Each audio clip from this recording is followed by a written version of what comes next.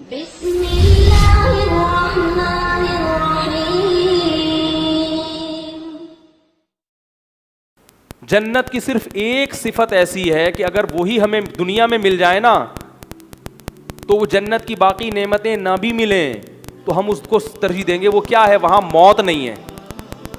اگر دنیا میں ہمیں کوئی یہ کہے کہ زنا مت کرو، شراب مت پیو، سگریٹ چھوڑ دو، نمازوں کی پابندی کرو، والدین کی اطاعت کرو، حلال کماؤ، حرام بولو نا مت کماؤ، داڑھی رکھ لو، بدنظری چھوڑ دو، انٹرنیٹ پر بیہودہ فلمیں دیکھنا چھوڑ دو، یہ کرو وہ کرو، جو بھی اسلام کے احکام ہیں، آپ کو ملے گا کیا؟ کچھ بھی نہیں. ہمیشہ کے لیے زندگی مل جائے گی، موت نہیں آئے گی.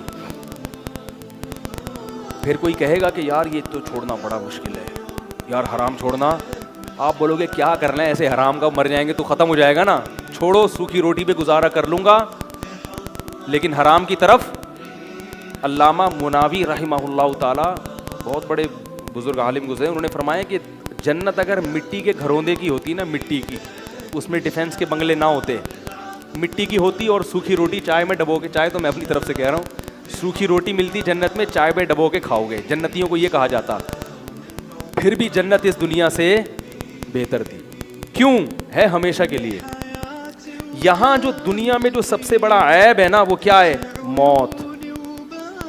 سب سے بڑا عیب کیا ہے اس دنیا کا؟